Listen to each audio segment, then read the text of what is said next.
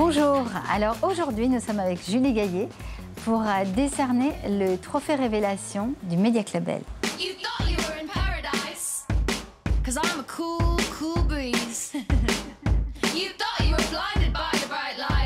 Et cette année, il est remis aux réalisatrices Phong Mai Nguyen et Charlotte Cambon pour Les Culottés.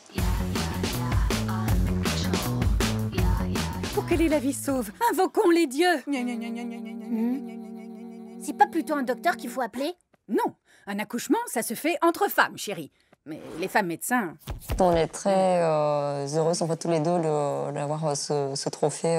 D'ailleurs, c'est une grande surprise en fait, pour notre part, parce qu'on a l'impression qu'en tant qu'animatrice, réalisatrice de films d'animation, on est un peu dans la cour des petits, dans le cinéma. C'est une bonne façon en fait, de mettre en lumière le projet de série Culottés, qui est vraiment un projet qui se démarque en fait, des autres projets de séries qu'on peut voir habituellement à la télé pour les enfants et pour les adultes. Moi aussi, je suis très fière de recevoir ce trophée Révélation avec Mike, qu'on partage du coup avec toute l'équipe qui a participé au projet et qui était en plus majoritairement féminine, de l'écriture à la production aux équipes qui ont travaillé dessus à Angoulême.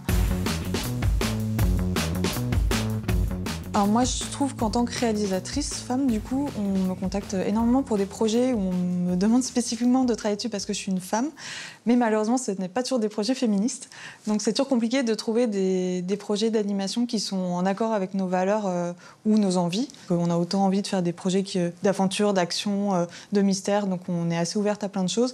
Mais on est très vite enfermé dans un style de films et d'animation. C'est plutôt intéressant de voir qu'il y a de plus en plus de femmes déjà dans les écoles d'animation, même s'il y a toujours eu beaucoup de femmes dans l'animation, mais souvent à des postes soit non qualifiés, soit des postes qui étaient plus...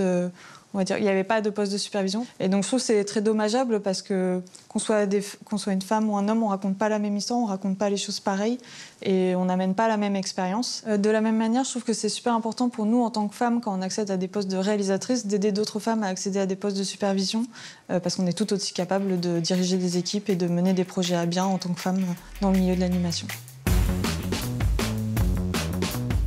Alors pour nous, c'est très important d'avoir des femmes au poste clé. Pour choisir notre équipe, c'était hyper important qu'on recrute des animatrices et également des animateurs, bien sûr.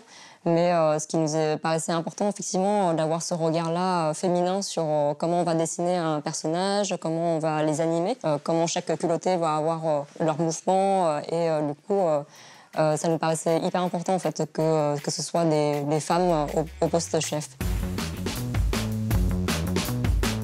Alors, ma culottée préférée, moi je sais que j'ai une grande tendresse pour Georgine Haride parce qu'elle me fait penser à ma grand-mère. Donc c'était la dame qui avait réparé son phare toute seule chaque jour en allant. Elle avait trouvé une technique de terrassement pour sauver une digue en train de s'effondrer. Et je crois que de manière générale, je suis très touchée par les héroïnes du quotidien dans Culottés. On va dire que certaines femmes dans Culottés sont pour moi inatteignables dans leur qualité et leur combat. Donc ma culottée préférée, c'est Frances Glessner-Lee. C'est une dame qui a créé des petites miniatures pour représenter des scènes de crime et qui a complètement révolutionné le monde policier en fait, aux États-Unis. Elle a complètement repris en main sa vie à l'âge de 60 ans et ce qu'on n'est pas forcément obligé d'être forcément jeune, 20 ans, pour avoir un déclic et avoir son émancipation à ce moment-là. D'avoir plus de femmes dans les équipes.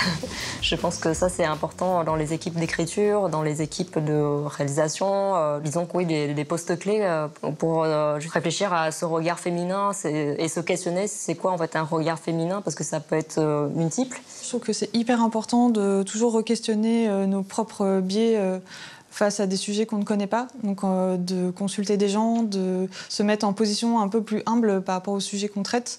Il faut toujours être vigilant dans nos représentations, donc comment les personnages s'expriment, comment ils interagissent. Et je trouvais que c'était vraiment bien sur Culottés parce qu'on avait des gens très impliqués qui ont parfois un peu aussi tiré la sonnette d'alarme en nous disant attention, ce type de langage, c'est maladroit, ce type de langage, c'est blessant. On peut toujours faire mieux et on va toujours apprendre ensemble, mais le plus les équipes sont diversifiées et les gens sont impliqués, le mieux on crée collectivement un projet plus intéressant.